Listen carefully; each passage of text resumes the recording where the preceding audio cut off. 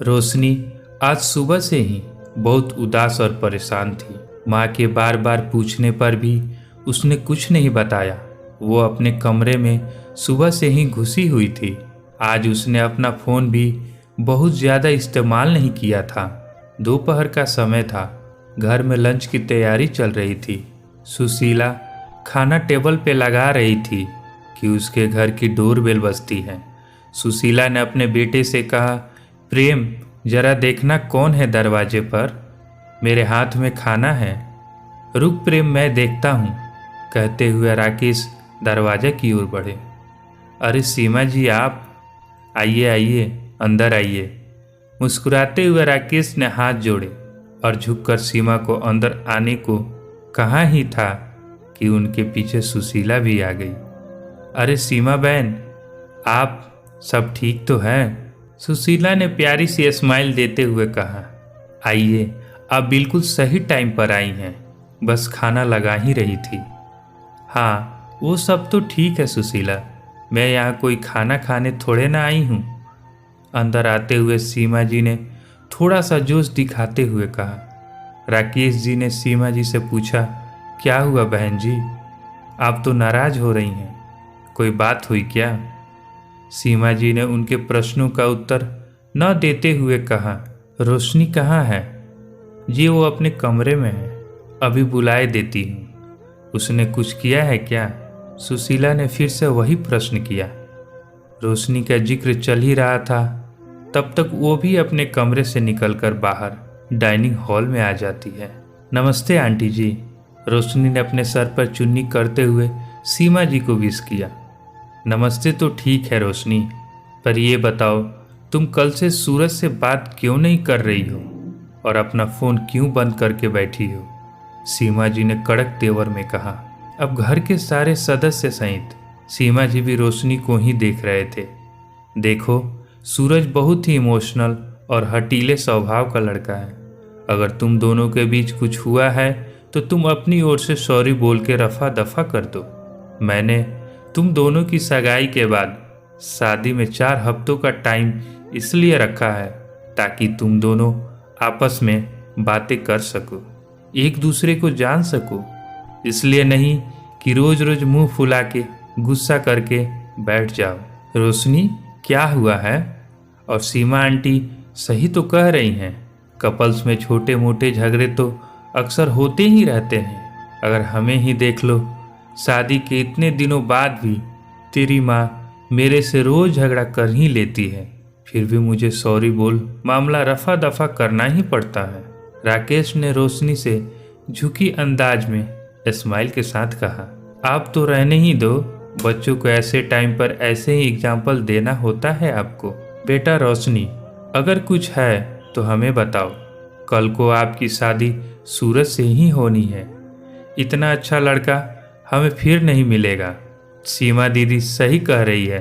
सुशीला ने भी रोशनी को समझाने की कोशिश की। रोशनी, हम तो अपनी दोनों फैमिलियों के भले के लिए ही कह रहे हैं।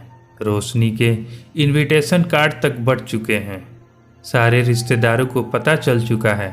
अब अगर कुछ होता है तो क्या कह के उन्हें मना करेंगे? ये हमारी दोनों फैमिली की नाक का सवाल है। और अब सीमा जी ने सुशीला की ओर देखा। सुशीला, मैंने तुम्हारी बात पर भरोसा करके अपनी दोस्ती को रिश्तेदारी में बदलने की कोशिश की, लेकिन ये रोशनी तो कल से सूरज को नाराज करके बैठी है।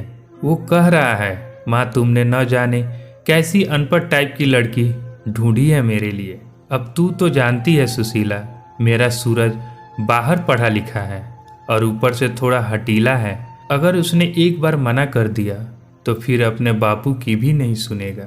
अब तू देख ले, इसे उसे सॉरी बोलने के लिए मनाना तो पड़ेगा। अब रोशनी कुछ बोलती उससे पहले ही वो वहाँ पर बैठी रोशनी की छोटी बहन डॉली बोल पड़ी। दीदी क्यों सॉरी बोलेगी जब उनकी कोई गलती ही नहीं है? सॉरी तो आपको और आपके बेटे सूरज को बोलना चाहिए। डॉली की बात सुन के सब हक्के बक्के और हैरान होने लगे। क्यों डॉली, ये क्या कह रही है तू? हाँ, मैं सही कह रही हूँ। कल रात को सूरज वीडियो कॉल पर दीदी को सारे कपड़े उतारने और उनकी बिना कपड़े वाले फोटोज देने की डिमांड कर रहे थे, और जब दी ने ये सब करने से मना कर दिया तो अनपढ़ गंवार का ठप्पा लगा के मुंह फुला लिया। यही पढ़ाई की है क्या उन्होंने बाहर जाकर? डॉली ने रौब झाड़ रही सीमा जी को उल्टा कटघरे में खड़ा किया। नहीं नहीं, ऐसा नहीं है, तुम शायद गलत समझ रही हो। वो क्या है कि सूरज जरा मॉडल टाइप का लड़का है तो बोल दिया होगा, इसमें कौन सी बड़ी बात है। और वैसे भी आजकल तो ये सब नॉर्मल हो गया है। सोशल मीडिया के ज़माने में सीमा जी ने झूठ मूठ की सफाई देकर अपने बच्चे को बचाने की कोशिश की। रोशनी अभी तक शांत और माँ के गले से लग गई थी। आप सही कह रही थी सीमा जी कि ये हमारे दोनों परिवार के लिए इज्जत और नाक का सवाल है, पर अब सोचने वाली बात यह है कि नाक किसकी कटी है, आपके परिवार की या हमारे परिवार की।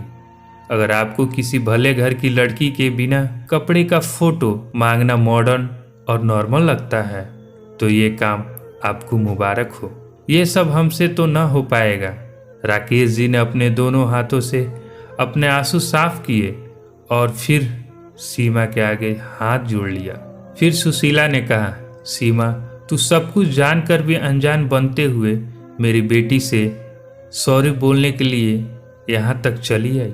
पर कोई बात नहीं, मैं तेरे घर पर तेरे बेटे की इस हरकत पर यह भी कहने नहीं आऊँगी कि तेरा बेटा मेरी बेटी के आगे सॉरी बोले, क्योंकि इतनी छोटी सोच रखने वाले इंसान को मैं अब दोबारा देखना भी पसंद नहीं करूँगी। अब तू जा सकती है। सीमा अब कुछ बोलने लायक ही नहीं रही थी। वो अपना समूह लिए चुपचाप वहाँ से जाने लगती है। राकेश और सुशीला अपने बेटी को अब गर्व से सीने से लगाते हुए कहते हैं, ऐसा पढ़ा लिखा होने से अनपढ़ गंवार होना ही लाख गुना अच्छा है। दोस्तों, कहानी पसंद आई है तो वीडियो को लाइक करें और ऐसे ही अच्छी कहानियाँ सुनने के लिए हमारे चैनल को सब्सक्राइब करें।